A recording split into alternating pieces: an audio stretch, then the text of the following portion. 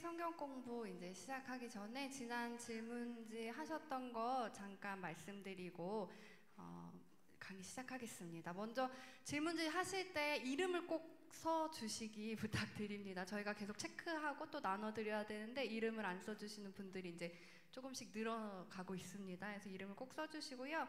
5번 문제에 베델에서 하나님께서 야곱에게 하신 약속의 내용이 무엇인가요? 이렇게 되어 있어요. 창세기 28장 13절부터 15절까지의 내용이 바로 하나님께서 하신 약속의 내용이에요. 그래서 여기 세 절 중에 뭐 한 부분만을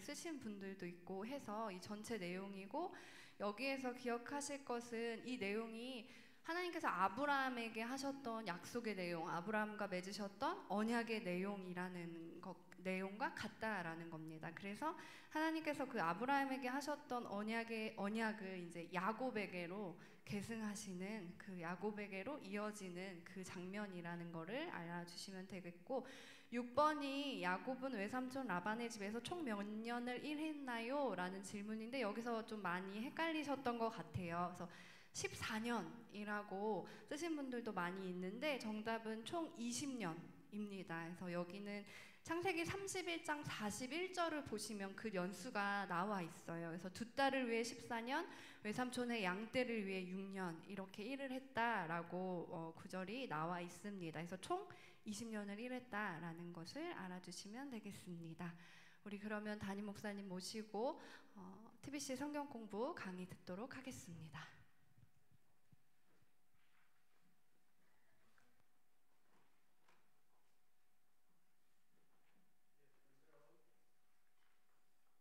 오늘 성경 봉독하겠습니다. 우리 김주희 옥상 텃밭 위원장님 집사님께서 하나님 말씀 봉독하겠습니다.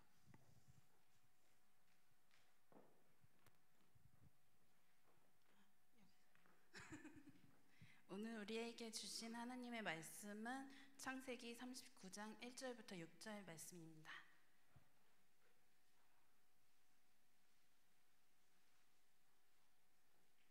창세기 39장 1절에서 6절 말씀 봉독하겠습니다. 요셉이 이끌려 애굽에 내려갈매 바로의 신하 친위 대장 애굽 사람 보디발이 그를 그리로 데려간 이스마엘 사람의 손에서 요셉을 사니라.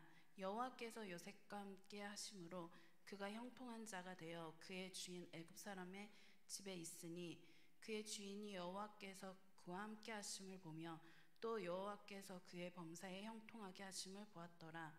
요셉이 그의 주인에게 은혜를 입어 섬김에 그가 요셉을 가정 총무로 삼고 자기의 소유를 다 그의 손에 위탁하니 그가 요셉에게 자기의 집과 그의 모든 소유물을 주관하게 한 때부터 여호와께서 요셉을 위하여 그 애굽 사람의 집에 복을 내리심으로 여호와의 복이 그의 집과 밭에 있는 모든 소유에 미친지라.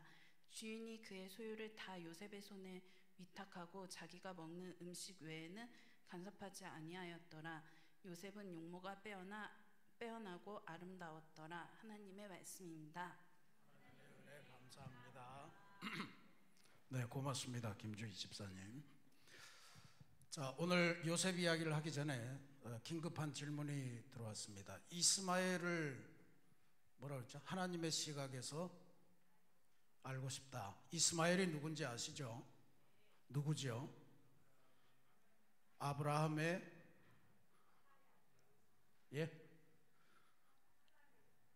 아브라함의 아들이죠.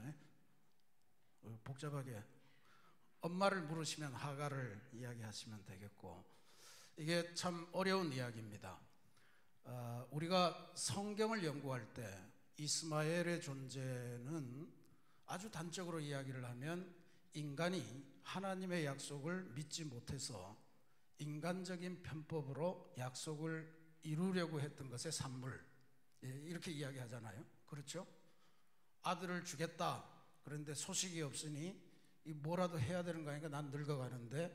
그러면서 사레가 아브라함을 꼬드겨서 내 몸종이 하갈이 있으니까 이쁘게 생겼으니까 당신이 어떻게 애를 한번 낳아봐라 해서 나온 거잖아요.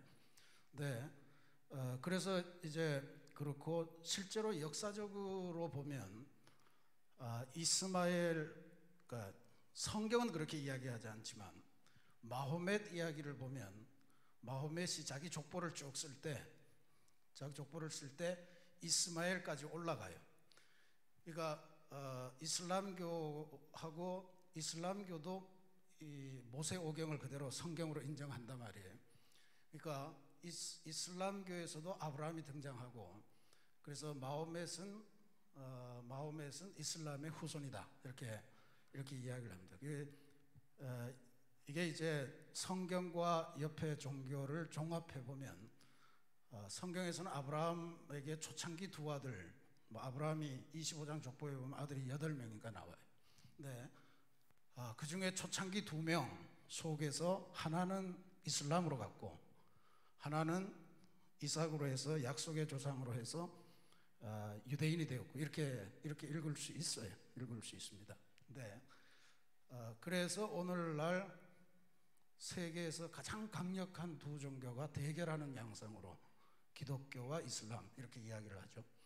사실 서로 친하지 못합니다. 적대적이기도 하고, 기독교 국가에서는 그렇게 배척하는 게 없지만 이슬람 국가에서는 아예 기독교 선교 자체가 금지된 나라도 많이 있고, 그래서 이런 관점에서 보면 이슬람은 적그리스도다, 지금 우리의 판단에서는 그렇게 이야기를 할 수 있습니다. 그런데 성경을 통해서 이스마엘에게 행하신 하나님의 행위를 추적을 해보면 우리가 그렇게만은 할 수는 없어요. 이스마엘에게 하나님이 베푸신 것을 보면 거의 이삭의 버금가는 축복의 약속을 해주시고 돌보심도 해주시고, 그리고 너로 인해서 큰 민족이 생기겠다, 이런 약속도 주십니다. 그러니까 하나님의 시각으로 말씀드리라고 그랬으니까 오늘 우리의 시각으로 보면 원수가 됐지만 하나님의 시각에서 보면 똑같은 하나님의 백성이고, 그래서 이스마엘에게도 12아들이 나와요. 비슷하죠? 야곱에게 12지파가 있는 것처럼 이스마엘에게도 12지파가 나와서 비슷하게 내려가요.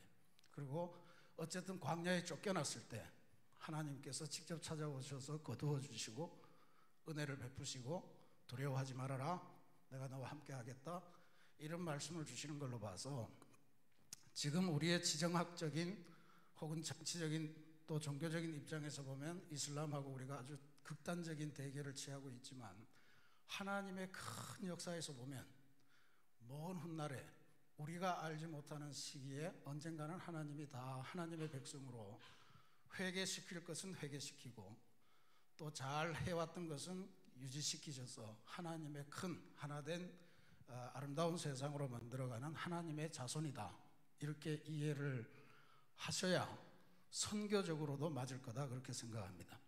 제 말씀이 이해가 되십니까? 그러니까 지금 이 땅에서 쓸어 없애버려야 될 사람들, 이렇게 생각하시면 선교가 의미가 없죠.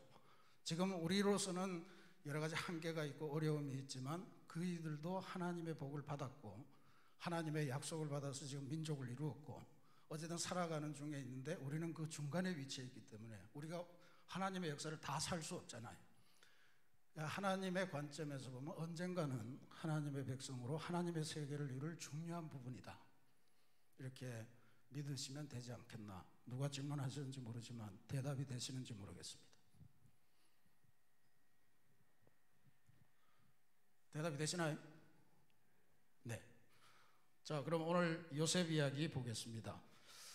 자, 여러분 교재하고 제가 같은지 모르겠어요. 요셉은 창세기와 출애굽기를 연결시키는 다리입니다. 이거 있습니까? 자, 같이 한번 읽어보겠습니다. 요셉은 창세기와 출애굽기를 연결시키는 다리입니다. 요셉은 족장시대를 마감하고 이스라엘이 민족으로 태어나는 새벽을 날리는 자리에 있었기 때문입니다. 맞습니까? 본관은 틀려요? 마스크를 껴서 그런가 잘 안 들립니다. 틀립니까? 전혀 달라요? 그러면 본 단원의 목적을 누가 한번 읽어주실래요? 교재 없어요, 우리 집사님. 교재 있는 분. 교재 무거워서 안 들고 다녀요?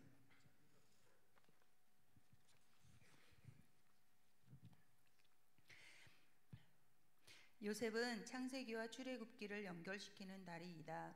본 과에서는 족장들에게 주어진 약속이 요셉을 통하여 어떻게 성취의 길로 가는지 배우게 된다.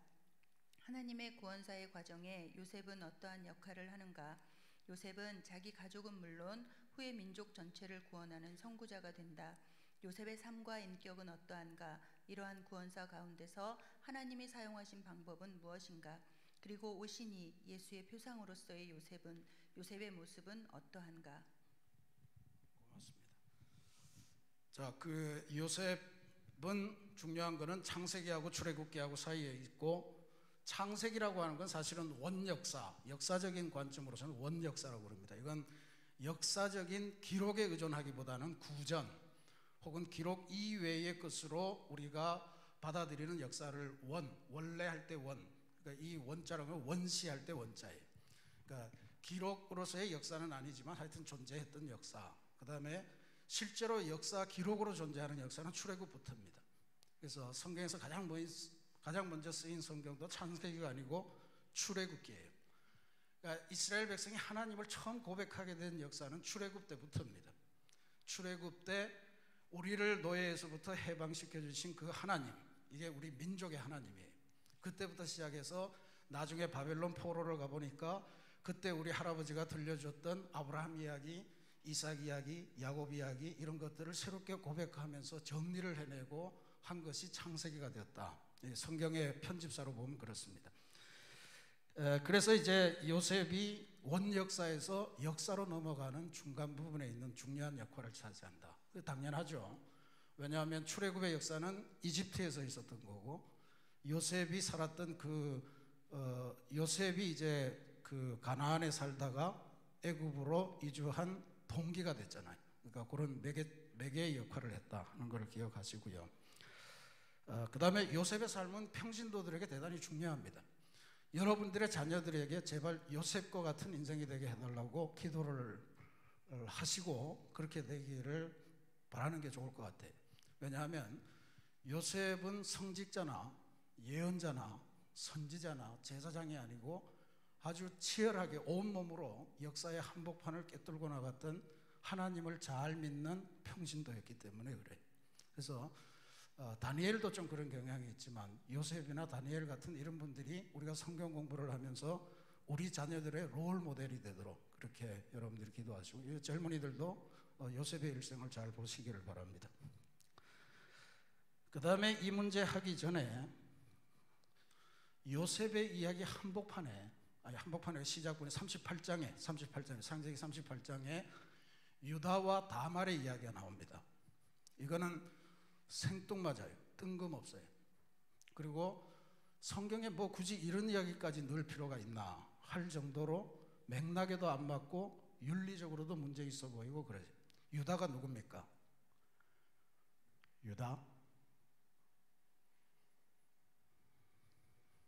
유다가 누구 아들이죠? 야곱의 몇째 아들입니까? 넷째 아들이죠. 그런데 다말은 누굽니까? 며느리죠. 우리가 마태복음 족보를 한번 보실래요? 1장에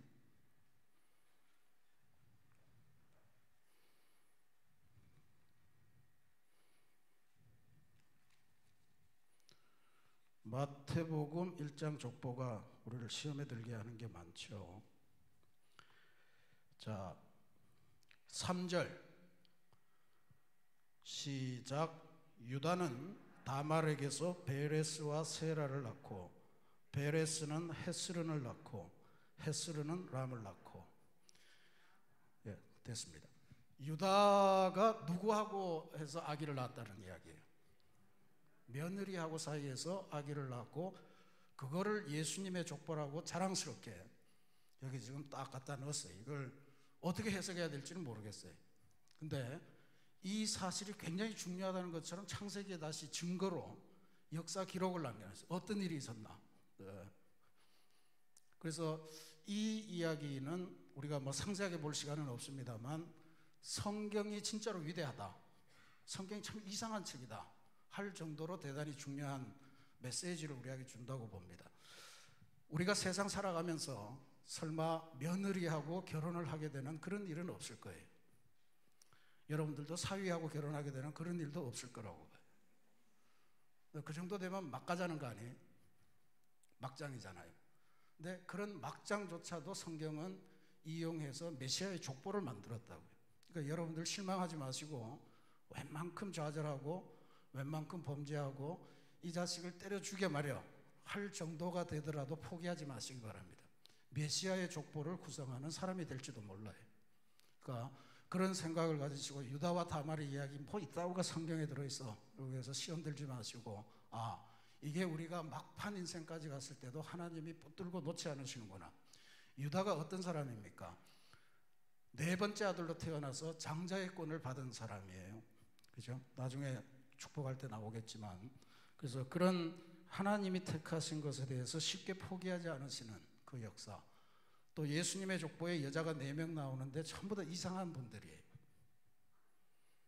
기생, 시아버지하고 관계를 맺은 사람, 또 이방 여인 룻, 뭐 이런 사람들이 나온다 이런 이야기죠. 그러니까 세상 사람 함부로 보지 마시고 다 메시아의 족보를 이룰 귀한 존재들입니다. 이렇게 보시면 우리들이 세상 살아가면서 이웃을 대하는 관점도 바뀌리라 그렇게 봅니다.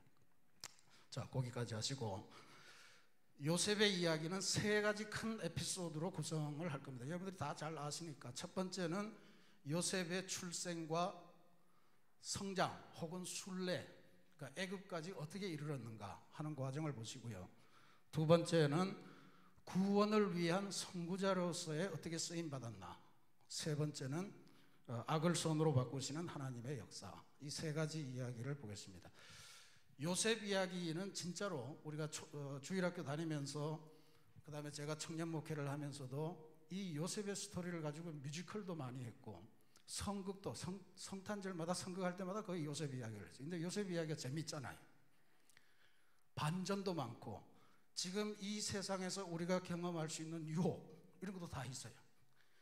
요셉 이야기를 갖고 연극시키면 한결같이 젊은이들은 술집 아가씨 등장시키고 그게 그 사람의 보디발의 아내, 그리고 막 춤추고 나오고, 그 다음에 도박하는 문제, 그 다음에 사람들을 핍박해서 죽이고 인신매매하고 뭐 이런 현대사회가 상상할 수 있는 모든 종류의 유혹과 범죄를 다 찾아낼 수 있기 때문에 드라마 극본을 짜기가 너무너무 좋고 소재가 풍부하고 그래서 굉장히 은혜롭고, 그래서 요셉의 이야기를 소재로 한 뮤지컬, 세계적으로 유명한 뮤지컬도 많습니다. 여기 틀어드리면 그만 저 노래 하실 그런 노래들도 Any Dream Will Do, 어떤 꿈이라도 이루어집니다, 이런 아주 세계적으로 유명한 그런 노래들도 있죠. 그래서 이 요셉의 이야기가 우리들에게 이미 익히 잘 알려져 있기 때문에 오늘 그 세부적인 사항은 말씀드리지 않고 요셉의 이야기를 어떻게 볼까 하는 관점만 함께 나누도록 그렇게 하겠습니다. 첫 번째로 요셉이 야곱의 몇째 아들입니까? 11번째 아들이에요. 누구의 아들입니까? 야곱의 아들이죠, 당연히. 부인은 누굽니까, 그럼? 야곱의 아내 말이죠. 요셉을 낳은 요셉의 친어머니, 라헬이죠, 라헬. 그러니까 라헬을 얻기 위해서 14년을 공들여서 했는데 그 라헬이 아기 낳는 게 쉽지 않았다 이거죠. 불임의 스토리는 계속해서 이어져 가고 있고, 중요합니다. 11번째 아들이 역사의 맥을 이었다, 가문의 맥을 이었다. 이것도 성경이 우리에게 주는 또 다른 이야기입니다. 장자가 아니어도 혈통 이런 게 중요하잖아요. 여러분들이 축복하는 만큼 우리 애는 그렇게 자란다 하는 것을 보실 수가 있습니다.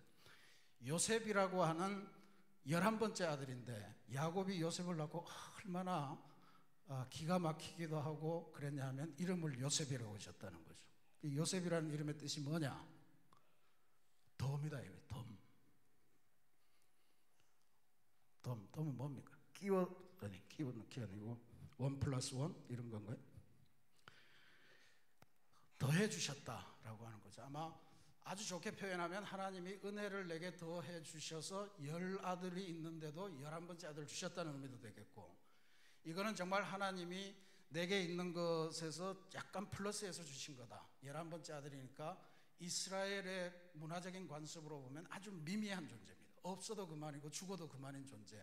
그런데 그 아이가 지금 이 성경의 중심이 되어 있다는 거죠. 훗날에 요셉이 애굽에 팔려가서 애굽에서 총리가 되고 바로에게 받은 이름이 있어요. 바로에게 받은 이름 거기다 써놨나요? 제가 여기 나오나요? 네, 쓰여 있는 건 읽으실 수는 있잖아요. 사브넷 바네아, 아마 이집트 이름일 거예요. 바로가 요셉을 총리로 삼으면서 요셉에게 이름을 준 거예요. 그 이름의 뜻이 뭐냐 하면 요셉이 바로의 꿈을 해석해 줬잖아요. 그러니까 하나님께서 은밀하게 열어주셨다라고 하는 뜻, 그 다음에 죽을 뻔했던 인생을 하나님께서 말씀해 주심으로 살려주셨다, 이런 뜻을 가지고 있는 게 사브넷 바네아라고 하는 이름입니다. 그러니까 요셉의 일생이 두 가지 이름으로 보면 아주 기가 막히고요. 하나님의 덤으로 은혜로 받았다가 그 다음에 하나님이 도우셔서 인생을 계속해서 비밀스러운 가운데 인생의 길을 개척해간 그러한 존재다, 이렇게 알 수가 있습니다.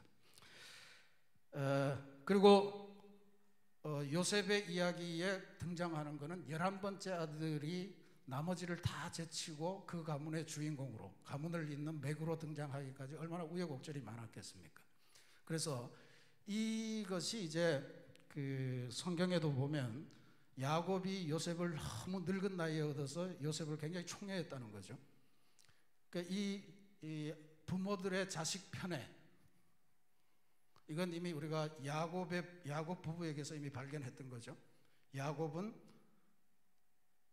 이삭 부부에게서 발견했던 거죠. 이삭은 에서를, 리브가는 야곱을 이렇게 편애하면서 결국은 뭐 이스마엘도 이야기했지만 사실 이스라엘 백성하고 에서의 후예인 에돔하고도 아주 오랜 시간 원수였습니다. 출애굽 과정에서 그냥 이렇게 광야를 지나가면 하루길을 갈 수 있는 건데 에돔 세력이 중간에 막아서 이걸 빙 돌아가느라고 수많은 세월을 허비해야 됐던 그런 악연을 가지고 있죠. 그러니까 이 에돔이라고 하는 지역, 그리고 야곱의 후예들, 이 사람들도 서로 원수가 돼서 살아가는 것도 사실은 따지고 보면 부모들의 자식 편애 때문에 생겨난 일이었다. 자식 함부로 편애하면 안 되죠. 아무리 공부 잘해도 너는 공부도 아무리 공부 못해도 야, 너는 공부 빼고는 진짜 모든 걸 다 잘하는구나, 이렇게 사랑하셔야 됩니다. 그래서 편애하시지 말고. 그래서 두 아들 어느 손가락 깨물어 안 아픈 손가락이 있냐고 하지만 사실은 덜 아픈 손가락이 있는 거죠. 그래도 그러시면 안 됩니다. 공평하게 그렇게 대하셔서. 근데 뭐 그건 우리 인간 생각이고요. 한편으로 이런 갈등과 문제 속에서 계속해서 하나님의 역사가 이루어지는 걸 보면 그것도 뭐라고 할 길은 못 돼요. 어쨌든 아버지 야곱은 요셉을 편애했고 그것이 아주 긴 시간 동안에 야곱 가정의 불행사의 원인이 된다라고 하는 건 우리는 기억할 필요는 있을 것 같아요. 끝끝내 하나님이 다 모아서 하지만 아버지는 요셉을 좋아하고 형들은 요셉을 싫어하고 이런 갈등 관계가 형성될 수밖에 없잖아요. 그래서 요셉의 일생을 보면서 우리가 요셉의 성장 과정 혹은 요셉의 순례 과정을 볼 때 제가 오늘 4가지 코드를 이야기를 했습니다. 하나는 옷, 하나는 꿈, 하나는 구덩이, 하나는 사랑, 이 4가지입니다. 옷이라고 하는 거는 우리가 다 아실 거예요. 한번 살펴봅시다. 처음에 아버지 야곱이 요셉을 좋아해서 채색 옷을 줬다 이거죠. 채색 옷. 이 채색 옷을 원문을 연구하는 사람들은 이 옷에 수술이 달린 옷이었다. 그러니까 단순히 색깔 있는 염색한 옷이라는 뜻이 아니고 특권층 자제가 입는 옷이다, 이런 이야기. 11아들에게는 그냥 무명옷 같은 거를 준 반면에 요셉에게는 특권층의 귀족들이 입는 옷을 입혔다는 이야기. 이건 형들에게는 어마어마한 상처겠죠. 이루 말할 수 없는 상처일 거예요. 그러니까 뭐 우리가 채색 옷 나오면 저런 식의 표현을 하지만 저런 것하고는 비교가 되지 않는 어마어마한 계층상의 차이를 주는 그런 차별을 했다는 거니까. 그게 결국 형들의 미움이 받아서 저 채색 옷이 뭘로 물이 됩니까? 핏물이 들잖아요. 핏 물든 채색 옷. 그리고 그 채색 옷을 입고 애굽으로 팔려갔는데, 팔려가서는 뭐 그 애굽의 노예로 있었으니까 그 집에 옷을 입었겠죠. 그리고는 어떻게 됩니까? 그 옷을 보디발의 아내에게 빼앗겨요. 빼앗긴 옷. 빼앗기고 나서 감옥에 들어가서 모함을 쓰고 있다가 감옥에서 발탁이 돼서 나와서 입은 옷이 바로가 입혀준 총리의 옷입니다. 이게 요셉의 일생을 옷이라고 하는 하나의 코드로 보면 이게 특권의 상징이었다가 미움의 상징이었다가 그리고 모함의 상징이 됐다가 맨 막판에 승리의 옷이 된다. 이거는 한 인생을 볼 때 그래요. 미움받을 때 있고 사랑받을 때 있고 모함받을 때 있고, 하나님의 역사의 종결점이라고 하는 승리의 옷을 입을 때까지 포기하는 역사, 그게 있었다면 요셉은 존재하지 않은 거예요. 마찬가지 이야기로 꿈에도 그렇습니다. 꿈. 요셉이 꾼 꿈은 뭐예요? 11번째인 자기가 이 집의 주인이 된다는 꿈이었어요. 이 집을 다스린다, 이 집의 왕이 된다. 이것 때문에 형들이 다 열을 받았어요. 부모님은 열을 덜 받았던 것 같아요. 어느 날 꿈을 꿨는데 하늘에 해와 달이 있고 별이 11개가 있는데 10별이 나한테 절을 하고 해와 달도 나한테 절을 합니다. 형들이 가만히 들어보면 자기네들 이야기거든요. 그러니까 네가 그러면 우리 절을 받는 존재냐? 그렇게 해서 미움이 시작이 됩니다. 뭐 볕다니 뭐 절하고 뭐 이렇게 되죠. 결국은 그 꿈 때문에 미움을 받고 죽임 당하는 위기까지 갔다가 또 그 다음에 꿈을 해석하면서 다시 풀려나잖아요. 관원장들의 꿈을 해석하면서 술 맡은 관원장의 꿈은 뭐였나요? 술 맡은 관원장의 꿈은 포도나무 가지가 확 선데 거기 보니까 포도나무가 열려서 그걸 자기가 열매를 구에다가 짜가지고 잔에 타서 바로에게 갖다 줬더니 바로가 잘 먹었더라. 이 꿈은 당신이 다시 여기에 풀려서 바로의 총애를 받고 술관원으로 회복하는, 복직되는 꿈입니다. 실제로 복직이 됐어요. 떡 맡은 관원장은 내가 바로를 위해서 열심히 떡을, 정말로 맛있는 떡을 구워서 갔는데 하늘에서 새가 날아서 그 떡을 쪼아 먹어버렸더라. 그러니까 이거는 네가 이제 다시는 바로가 네 목을 달아가지고 이제 없애는 거다. 실제로 죽었습니다. 그 꿈을 해석해 주면서 술 맡은 관원장은 자기가 꿈 해석을 받아서 그렇게 됐는데 요셉의 이야기를 잊어버린 거죠. 그래서 그렇게 인생이 끝나는가 했더니 일이 되니까 그 술 맡은 관원장이 바로가 꿈을 꾸어서 막 번민을 하니까 이 꿈을 해석해 줄 사람 내가 감옥에서 만난 적이 있는데, 이렇게 돼서 그걸 다시 불러내서 바로의 꿈을 해석해 주고 결국 그 꿈 해석해 주고 총리가 되는 그런 신세를 받는 거예요. 꿈이라고 하는 것도 미움의 대상이 됐다가 누군가는 살려내는 대상이 됐다가 마침내 승리하는 꿈으로 갔다. 구덩이는 어떨까요? 구덩이. 요셉이 빠진 구덩이가 어떻게 성경이 뭐라고 기록하냐 하면, 처음에는 죽이자고 그랬잖아요. 처음에는 죽이자고 그러니까 루벤이 그거 죽여서 어떡하겠냐, 죽이면 우리가 너무 슬프지 않겠냐, 아버지도 슬퍼하지 않겠냐. 그리고 그러니까 그냥 죽이지 말고 저 구덩이에 집어넣자, 이제 그렇게 이야기를 하니 그 구덩이에는 물이 없더라 그랬습니다. 물이 없더라. 요셉이 빠진 구덩이는 혼자서 기어 나올 수도 없었고요, 그 안에서 혼자서 살아갈 수도 없도록 물도 없는 그 구덩이에 요셉이 빠진, 어린 요셉이. 근데 그거를 그래도 하나님께서 사람들의 마음을 움직이고 조직해서 이걸 차라리 여기서 죽이느니 누구한테 팔아넘겨서 훗날에 하나님이 어떻게 하시는지 보자, 뭐 이렇게 사람들을 동원해서 하나님이 살려서 보내는 거예요. 구덩이를 빠져나와서 갔더니 보디발이라고 하는 사람의 집에 노예로 들어갔어요. 팔려갔어요.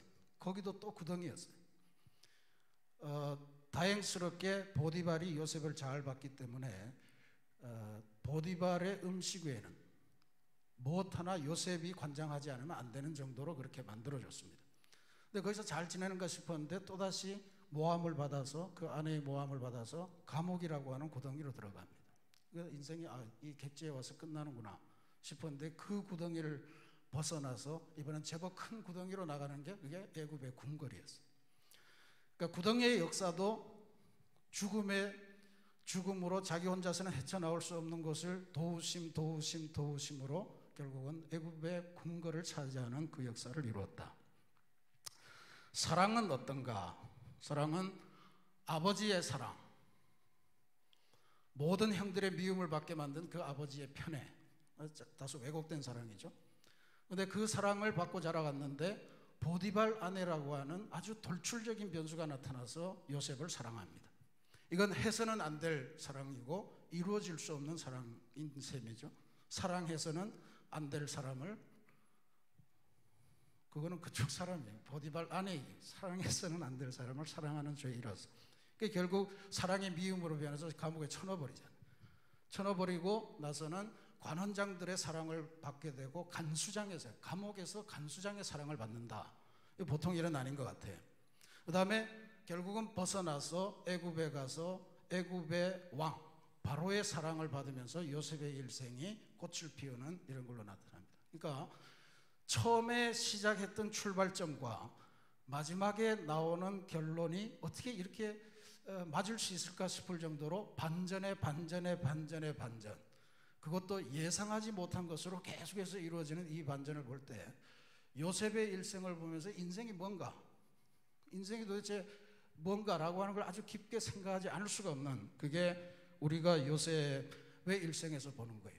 그럼 도대체 요셉의 일생은, 그러니까 중간에 처음에 좋았던 것, 처음에 나쁘게 시작했던 것, 중간에 더 나빠졌던 것, 조금 좋아졌던 것, 뭐 어쨌든 반전의 반전을 계속하면서 막판에 최후 승리를 얻게 된 그 비결은 뭔가? 그게 이 요셉의 순례 이야기에서 제일 중요한 것 같아요. 성경은 두 가지로 이야기합니다. 오늘 우리 김주희 집사님이 읽어주신 39장에 그 비결이 다 나옵니다. 크게 두 가지를 이야기해요. 하나는 요셉이 가는 모든 구덩이에서 그 구덩이를 책임진 사람들의 눈에 들었다 라고 하는 게 성경이 알려주는 첫 번째 이야기입니다. 우리 개역 성경은 39장 4절에 보면 요셉이 뭐라고 씁니까? 요셉이 그의 주인에게 은혜를 입어, 이렇게 되어 있죠. 근데 세번역 성경을, 표준 세번역 성경을 보면 주인은 요셉이 눈에 들어서 이렇게 표현을 해요.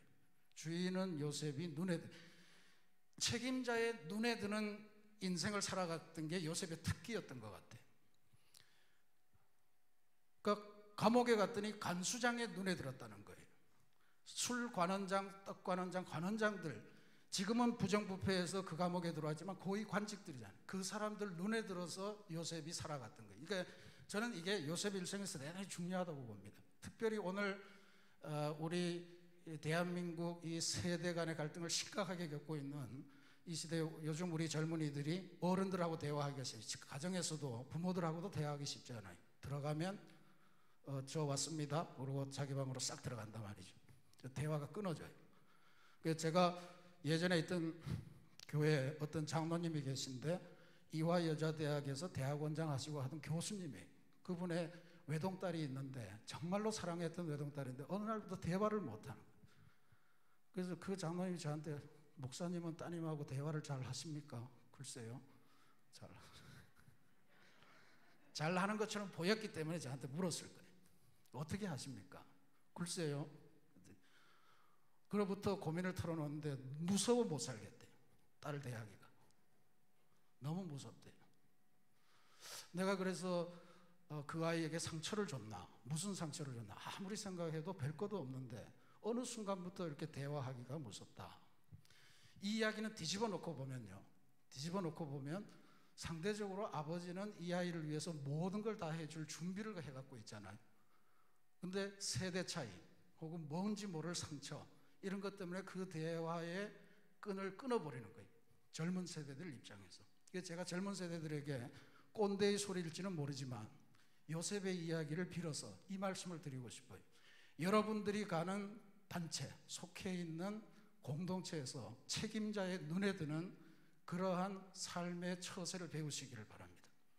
세대 차이, 코드가 안 맞아, 뭐 이런 거 가지고 제끼고 하다 보면 여러분들은 외로운 삶을 살아가야 되고 의외로 먼 길을 돌아가야 돼요.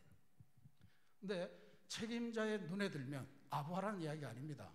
책임자에게 적절한 친밀도를 갖추고 인사 잘 하시고 그리고 관심을 갖고 보고 그렇게 하면 되는 거예요.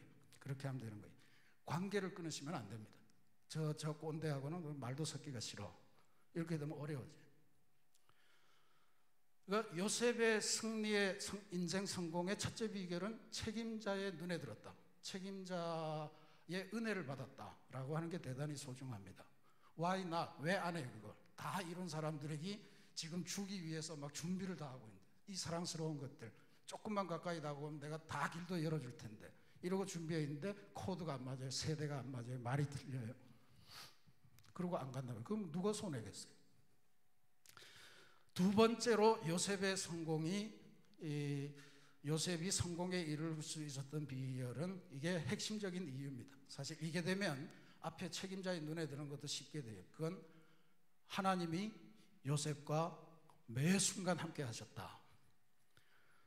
하나님 편에서 보면 그렇게 표현하실 수 있지만 요셉도 요셉의 가정 신앙 배경은 잘 모르지만 요셉이 자기가 꿈을 꾸고 그다음에 그 꿈대로 솔직하게 이야기를 하고 하는 것은 아마 조상 대대로 내려오는 믿음의 내력이 굉장히 있었을 거라고 봐요.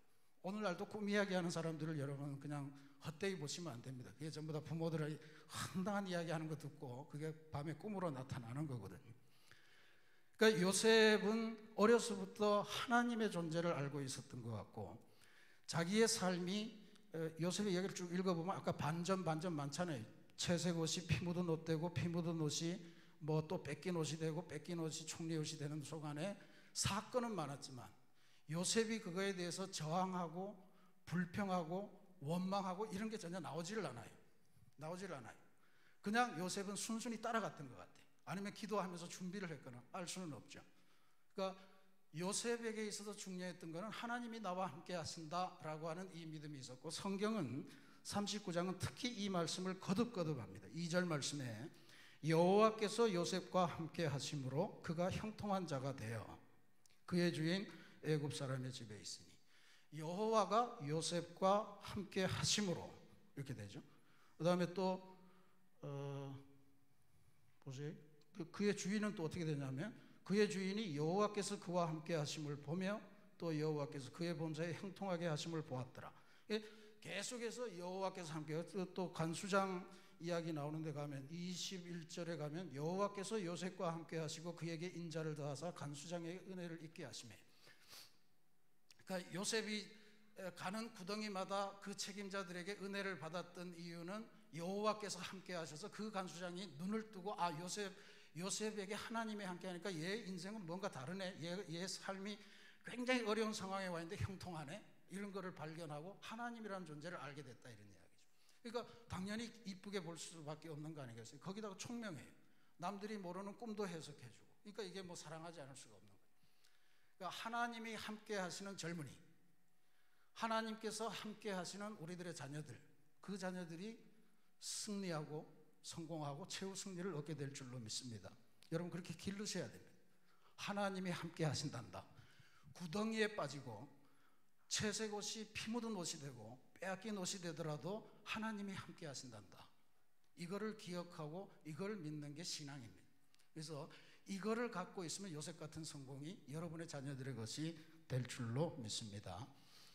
자, 그러니까 지금 여기 제가 쭉 썼습니다. 쭉 썼는데 그 개역 성경, 우리 있는 성경하고 표준서 번역의 번역을 잘 비교해 보시면서 한번 이게 무슨 뜻인가를 해석을 해보시기를 바랍니다.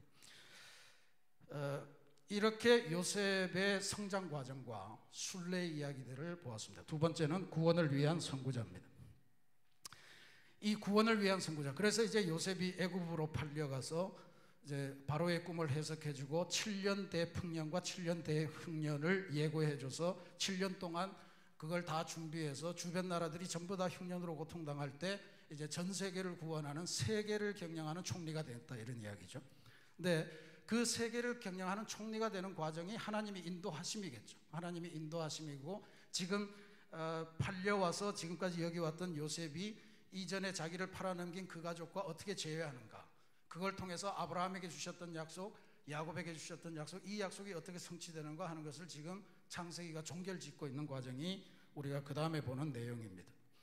그러니까 요셉의 꿈이 현실이 되는 과정은 기묘하게 요셉도 억울하게 죽음의 위기를 겪고 지금 온 거잖아요. 아버지 야곱의 이야기하고는 경우는 다르지만 야곱은 자기가 속이고 도망쳐서 그래도 본향을 잊지 못하고 다시 돌아가는데 두려움이 있었어요. 형 에서가 아직도 나를 죽이려고 그러면 어떡하나.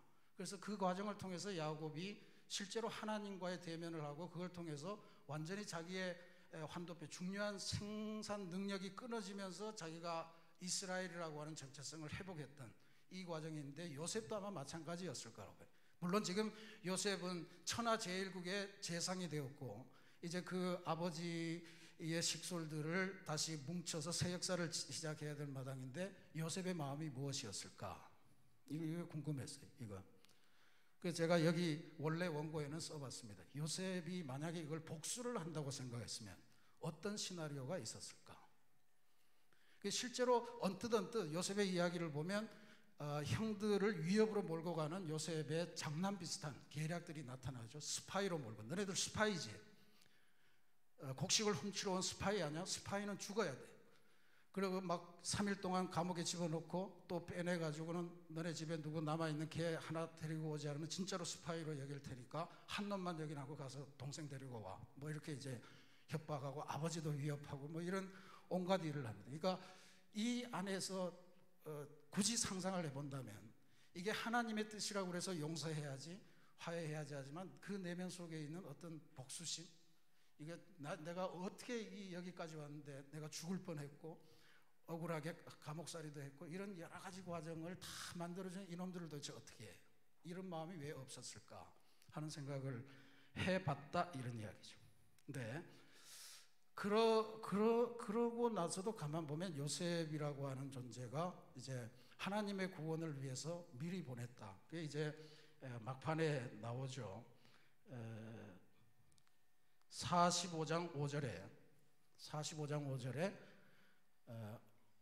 형들은 스스로를 한탄하거나 스스로를 자책하지 마소서. 하나님이 생명을 구원하시려고 나를 당신들보다 먼저 보내셨습니다. 라고 하는 게 요셉의 총체적인 결론입니다. 복수의 마음도 다 접고 조금 더 괴롭히고 싶은데 그 마음도 접고 이제는 하나님의 뜻에 순종합시다. 사실 이야기에 우여곡절이 많지만 결론을 다 보면 하나님께서 지금 오늘을 위해서 나를 먼저 보냈을 뿐 형들이 뭔가를 잘못했다고 그렇게 자책하고 그러지 마십시오 하면서 가정의 화해를 도모하는 장면을 보입니다. 근데 이 과정에서 물론 요셉이 그냥 한 건 아니었죠. 형들이 얼마나 회개하나, 형들이 예전처럼 또 자기 동생을 팔아먹지는 않은가, 형들이 자기 살려고 다른 형제들을 희생하는 건 아닌가, 뭐 이런 것들을 하나하나 다 시험하는 장면들이 거기에 나오죠. 동생 베냐민을 데리고 와라. 아버지가 얘마저 어떻게 돼요? 요셉 하나를 죽인 걸로도 너네들이 부족하냐, 얘는 안 된다. 그랬을 때 유다가 나서서 제 인생을 담보하겠습니다. 이거 가야 우리가 구원받습니다. 또 루벤은 뭐라고 그래요? 만약에 제가 베냐민을 데려갔다 못 데려오면 내 아들 둘을 죽이십시오. 이런 정도로 자기들이 철저하게 이제는 가족을 위해서 헌신하겠다라고 하는 이런 것들을 보이면서 요셉이 신뢰를 갖게 되는 것 같아요. 그래서 결국 하나님의 섭리를 수용하면서 형들을 용서하는 고백, 이것을 합니다. 삶의 온갖 위기를 겪으면서 그 위기 자체가 하나님의 섭리의 일부분이었다. 하나님께서 우리 전체를 구원하기 위한 큰 그림을 그리셨는데 우리는 당시에는 그걸 이해를 못했지만 하나님은 결국 그 위기, 피, 구덩이, 감옥, 이런 모든 것들을 다 사용해서 오늘의 있기까지 만들어주셨다라고 하는 이 위대한 고백을 하게 됩니다. 하나님이 우리를 다 구원하시려고 당신보다 먼저 나를 보냈습니다. 이건 대단히 위대한 고백이고 우리가 인생 살아갈 때도 대단히 중요합니다. 하나님의 보냄을 받은 자, 이게 뭡니까? 이게 그리스도거든요. 그리스도. 하나님의 보냄을 받은 자, 메시아입니다. 메시아. 그 공교롭게도 요셉이 팔려갈 때 돈을 받고 팔려가잖아요. 얼마를 받고 팔려갑니까? 은 20냥. 은 20냥은 당시 성인 노예 한 사람의 값이었어요. 예수님이 팔릴 때 얼마에 팔렸습니까? 은 30냥, 노예 값이에요. 그러니까 요셉의 일생은 하나님께서 구원을 이루기 위해서 우리보다 앞서서 고난을 겪도록 만들어 가신 그 그리스도를 예표하는 존재다. 성서학자들은 그렇게 많이 이야기를 합니다. 우리에게 그리스도가 어떤 존재인가를 미리 알려주시는 일종의 예증이다, 이런 이야기죠. 그러니까 실제로 요셉은 예수님처럼 은전에 팔려갔고, 그 팔려가서 구원을 이루기 위해서 고난을 당하고, 그 고난을 통해서 최후 승리를 얻어내는 예수 그리스도의 십자가의 모형, 부활의 승리의 표상이 되었다라고 하는 것이 중요합니다. 자, 그리고 나서 이제 마지막으로 악을 선으로 바꾸는 하나님의 역사. 그러니까 이렇게 해서 야곱 다 과정 갖고 그 식량도 보내면서 거기에 식량 사러 온 돈도 달려보내고 이런 온갖 은혜를 다 베풀고 깜짝 놀라게 만드는 일들이 아주 흥미진진하게 나왔는데 대단히 재미있습니다. 근데 그러고 나서 최종적인 목표가 뭐냐면 요셉이 애굽으로 미리 왔고, 그 다음에 이 전체 가족이 이제는 애굽에서 새로운 역사를 시작하는 것. 이게 지금 창세기가 우리들에게 전해주는 역사적인 최종 목표입니다.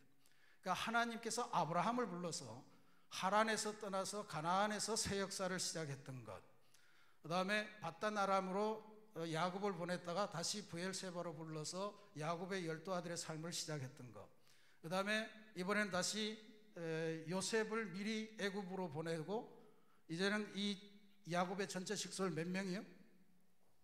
70명을 고스란히 끌고 애굽 땅 고센에 정착해서 그때부터 430년 동안 애굽에 살면서 애굽에 있는 출애굽 직전에 이르는 거대한 무리 200만 명에 달하는 그 식구들로 번성하기까지 그 역사를 이뤘다는 거예요. 요셉의 지도를 한번 보실래요?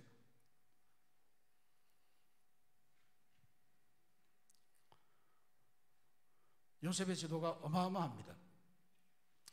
그러니까 지금 저 사해바다 있는 저쪽 왼쪽, 여러분들이 저하고 같이 보죠. 왼쪽 옆에 보시면 이제 저희가 베델, 예루살렘 이런 데가 있는데, 그러니까 저희 브엘세바 있었고, 그래서 요셉이 그 구덩이에 빠진 게 어디냐 하면 도단이라는 데가 빠져. 도단이 어디냐면 저 위로 올라갑니다.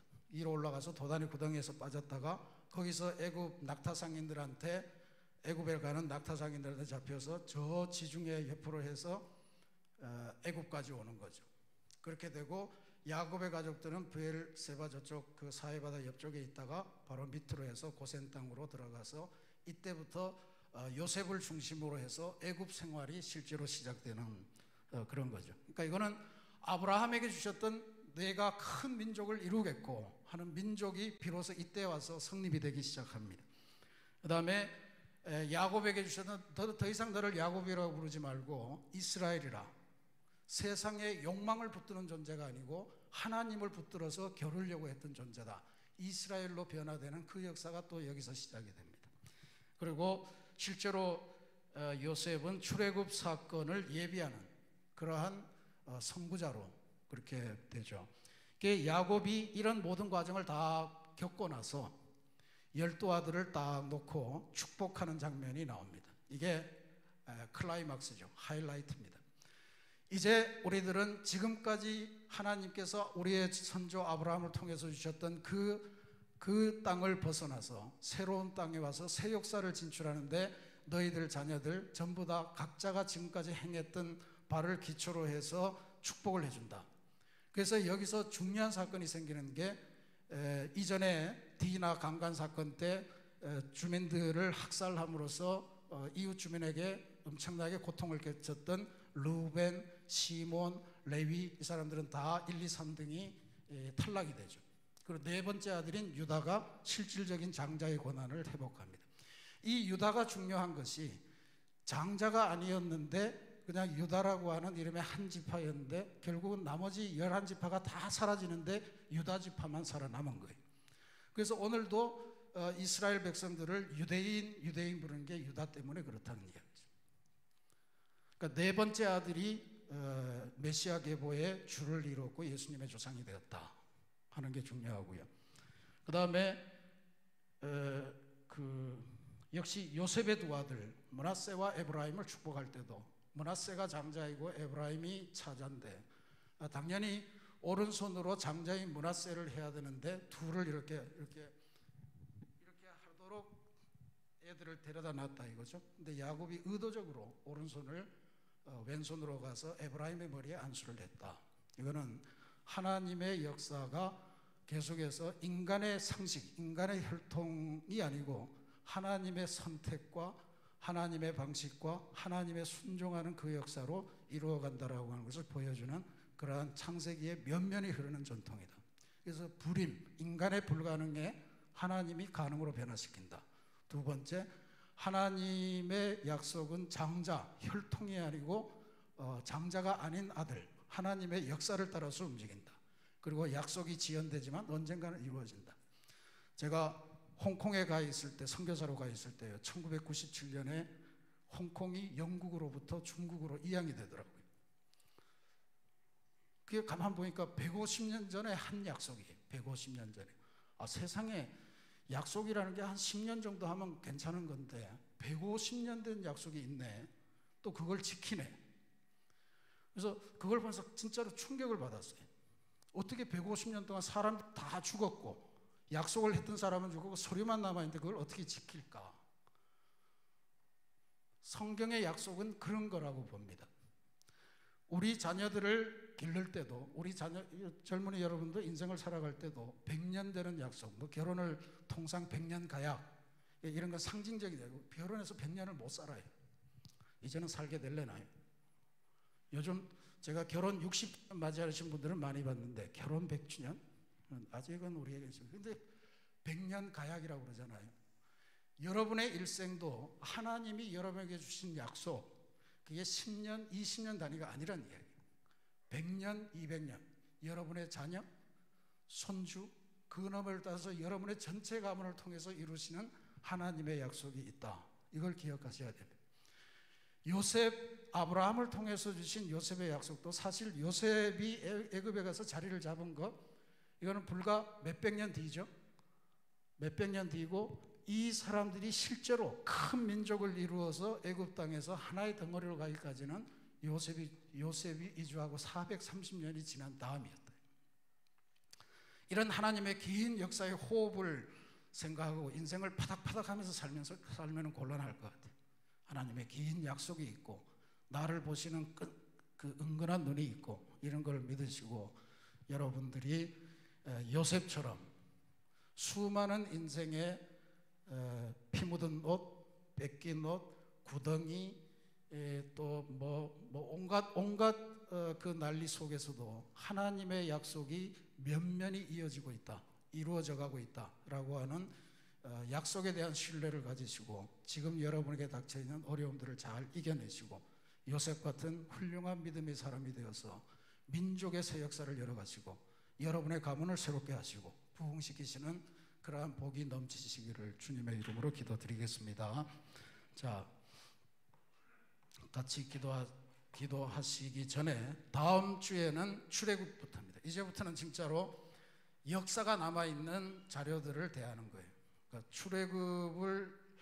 출애굽의 이야기를 읽으시면서 이제부터 성경을 진짜로 상세하게 읽으셔야 됩니다. 상세하게. 그러면서 다시 한번 우리를 향한 하나님의 약속을 보도록 하겠습니다. 혹시 질문이 있을까요? 네, 우리 정연비 권사님.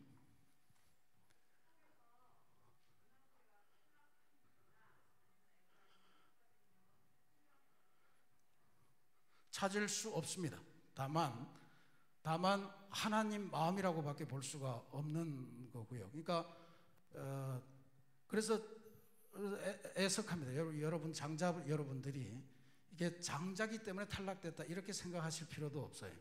그러니까 그거는 이스라엘의 관습이 장자를 통해서 면면이 내려가기 때문에 하나님의 역사는 그런 것과 상관없다라고 하는 걸 그냥 보여주는 거에 불과한 거죠. 그러니까 장자라서 아니었다도 아니고 장자라서 기였다도 아니고 누구나 하나님의 역사에서 움직여가는데 지금까지를 보면 이스라엘의 그 전통적인 역사가 워낙 장자 중심으로 쭉 흘러가니까 그거에 대한 계속해서 배반하는 하나님의 역사가 나타나는 거다. 이렇게 보시면 될 것 같습니다. 따님만 두 분이 계셔서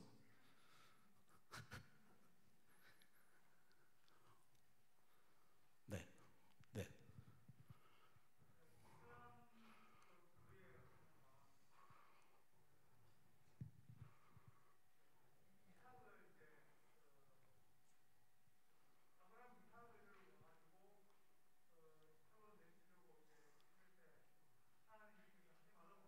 네.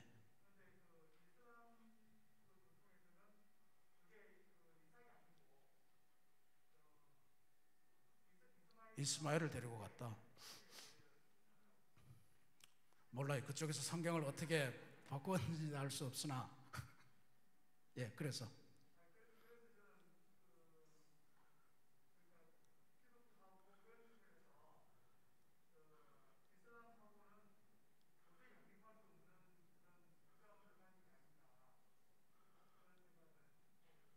예, 제가 그 부분은 확실히 잘 모르겠는데 어쨌든 이슬람도 모세오경을 경전으로 채택을 하고 있거든요. 그러니까 같은 뿌리라는 걸 인정을 하는 거고, 아까 제가 말씀드린 것처럼 지금 우리들이 경험한 이 기독교 이슬람 사이의 관계, 그다음에 아랍 전쟁, 미국과 뭐 아랍 나라들이 전쟁했던 이런 걸로 인해서 우리가 지금 굉장히 많이 머리 자체가 세뇌가 돼 있거든요. 이 아랍 놈들은 아주 시커멓고 막 털 많이 나고 나쁜 놈들. 제가 중국에 그 중국어 배우러 갔는데 막 그놈들이 오고 막 여자들을 4명씩 데리고 다니고 저 짐승 같더라고요.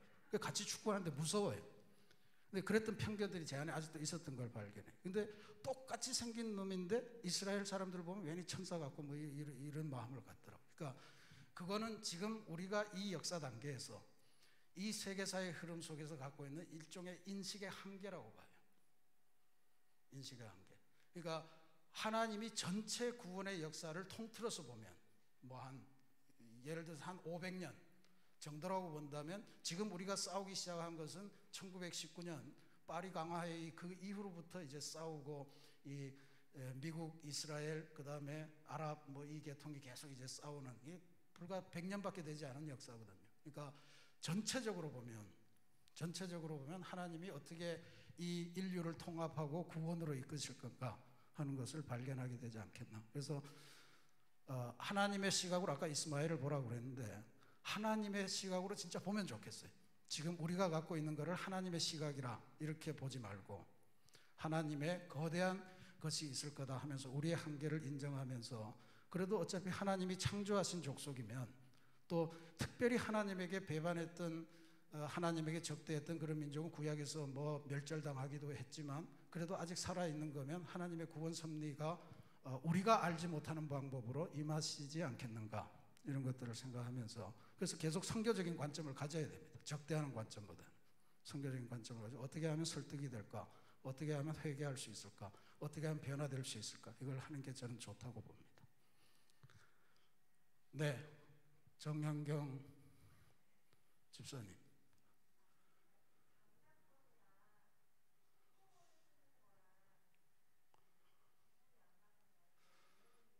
예. 그냥 통상 장자권이라 그러면 출생을 통해서 얻게 되는 장자의 명분이에요. 그러니까 장자에게는 유산을 상속할 때도 다른 아이들보다 2배를 준다. 뭐 가정의 결정권을 갖는다. 이게 출생에서 장자가 갖는 기본적인 권리라고요. 이걸 성년이 됐을 때 실제로 영적으로 축복을 하면서 이제 이게 이루어진다라고 하는 거를 컨펌해 주는 거거든요. 그러니까 야곱이 중간에 그걸 노린 거는 내가 장자의 권리를 출생하면서는 얻지 못했지만 내 이 축복은 내가 가로채리라 하고 끼어들어가서 그걸 뺏어낸 거다 말이죠. 그러니까 나중에 이삭도 후회를 하잖아요. 내가 애를 편애하다 보니까 내가 너무 관리를 못해서 에서가 저렇게 망했구나. 이방 여자하고 결혼했구나. 뭐 이러고 하면서 탄식을 하는데 그게 그런 차이입니다. 장자권은 생물학적으로 얻어낸 자격이고 축복권은 영적으로 얻어낸 그러한 일이고. 정리가 되셨습니까? 안 됐어요?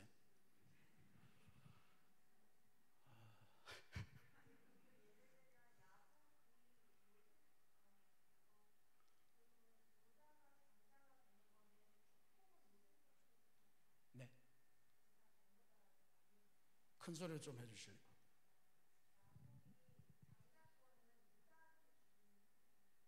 그렇죠. 네.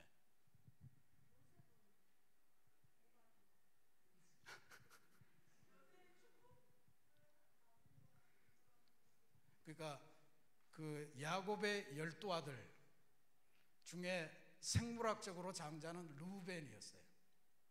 루벤. 1번 루벤, 2번 시몬, 3번 레위, 4번 유다 이렇게 가거든요.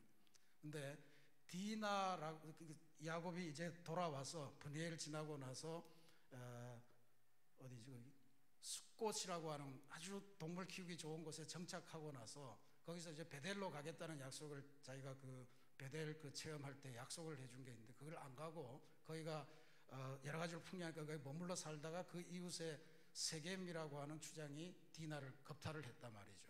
그러니까 얘네들이 가서 전부 다 뭐 할례를 시키고 뭐 어쩌고 해서 그냥 다 죽여버리잖아요.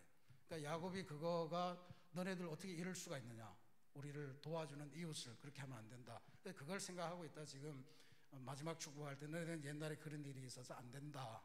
그리고 이제 유다를 장자로 세운 거단 말이죠.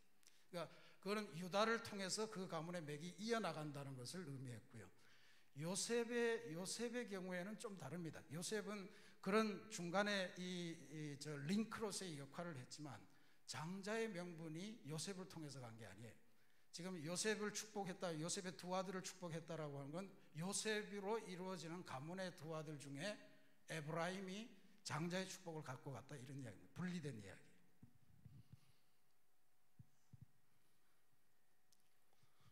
모든 집안마다 장자가 다 있는 거 아니에요. 그죠? 유다에게도 아들이 있고, 그러니까 이스라엘의 계보로 보면 유다에서 유다의 장자, 그 장자의 장자, 그 장자의 장자, 장자 이렇게 가는 건데, 그러면 나머지 사람들은 역사에 없는 거냐? 저도 막내 아들로 태어났는데 그럼 나는 없는 거예요, 역사에? 나로 인해서 시작되는 가문이 있는 거 아니에요? 그래서 제가 김채연에게 너는 우리 집의 장자다, 이렇게 축복을 해주는 거예요.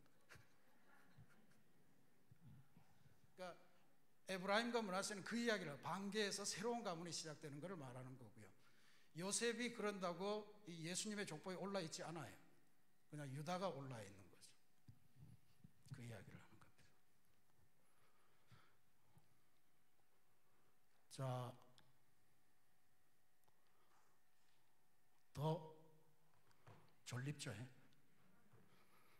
찬송을 해야 되겠는데 야곱의 축복을 한번 전사님 나와서 한번 더 하고 제가 축도하고 마치도록 하겠습니다.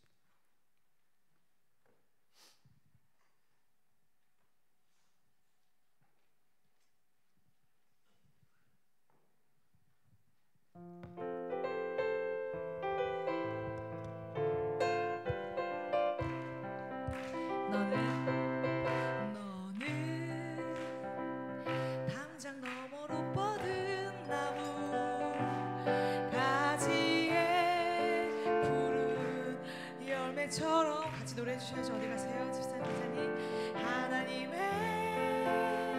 귀한 축복이 삶에 가득히 넘쳐날 거야. 너는 어떤 시련이 와도 늘 이겨낼 강한 팔이 있어. 전능하신 하나님께서 너와 언제나 함께 하시니 너는 하나님의 사랑, 아름다운 하나님의 사랑. 나는 널 위해 기도하며 내 길을 축복할 거야. 너는 하나님의 선물, 사랑스러운 하나님의 열매, 주의 품에 꽃 피운 나무가 되어줘. 아멘. 여러분들 한 주간 동안 승리하시길 바라고요. 5월의 마지막 주간입니다. 우리가 지금 해야 되는 일이 하나 있는데 해피 칸타타 생명 플러스 1111입니다. 이 사업이 중요한 것은 오늘 우리 요셉의 이야기를 기초로 하면 한 가문의 영적인 장자를 만들어내는 일이에요. 여러분들의 전도를 통해서 그 가문이 새롭게 시작되는 겁니다. 약속을 받는 겁니다. 이게 대단히 중요한 일이죠. 내가 건넸던 한마디로 한 집안의 운명이 바뀐다. 한 집안의 새 역사가 시작된다.